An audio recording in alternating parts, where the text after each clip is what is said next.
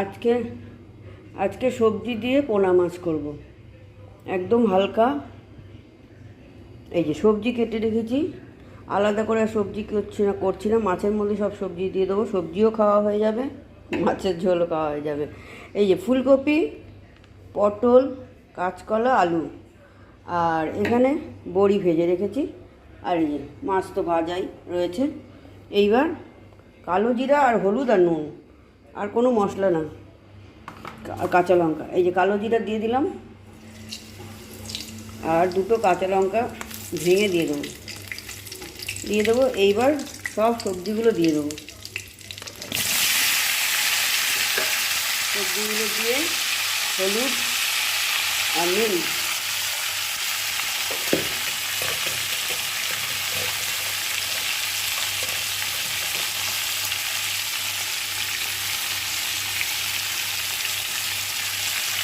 এবার নাড়াচাড়া করে ঢেকে দেবো। নাড়াচাড়া করে কালো জিরা দিয়ে কাঁচা লঙ্কাতে, মানে হালকা। পোনা মাছ সবসময় তো আর পেঁয়াজ রসুনে রান্না খেতে ভালো লাগে না, কোনো কোনো সময় এরকমও ভালো লাগে।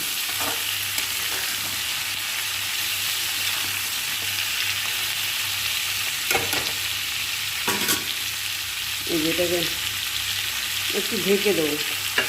আমি তো ঢাকা দিয়ে রান্না করতে ভালোবাসি। ঢেকে দেবো, নরমও হয়ে যাবে, তাড়াতাড়িও হয়ে যাবে। একটু সামান্য ভাজা হলে আর একটু সামান্য হলুদ দিয়ে জল ঢেলে দেবো।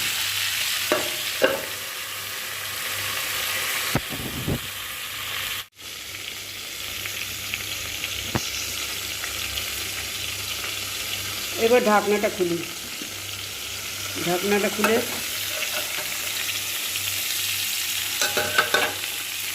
দেখি কীরকম ভাজা হয়েছে।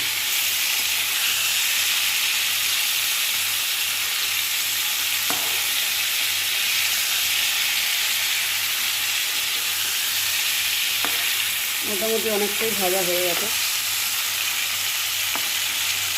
এবার আর বেশি ভাজবো না, এখন মাছটা দিয়ে দেবো। মাছ দিয়ে দেবো, ডালের বড়িগুলো দিয়ে দেবো, আর জল দিয়ে দেবো। নুনটা আগে দেওয়া আছে, নুনটা পরে দেখে নুনটা আবার পরে দেবো আর কি।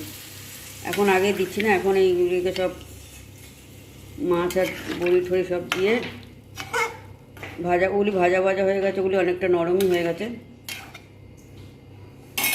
এবার দিয়ে আবার ঢেকে দেবো।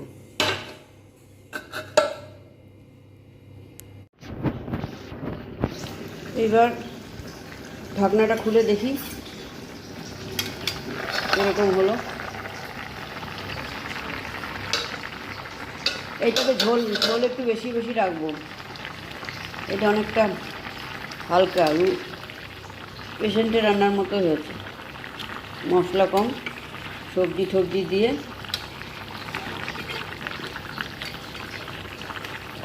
বাড়িতে যদি অসুস্থ কেউ রোগী পেশেন্ট থাকে, তার জন্য আপনারা এই ধরনের হালকা পোনা মাছের ঝোল রান্না করতে পারেন। এই যে একদম মশলা ছাড়া, জিরা আদা বাটা সেসবও দিইনি। ইচ্ছে হলে দিতে পারেন অল্প, কিন্তু আমি তো আজকে সেসব কিছুই দিইনি। আমি এইভাবেই রান্না করলাম। এই যে হয়েছে, এবার বন্ধ করে দেবো। এই যে বন্ধ করে দিলাম। এবার বন্ধ করে নামিয়ে ফেলবো।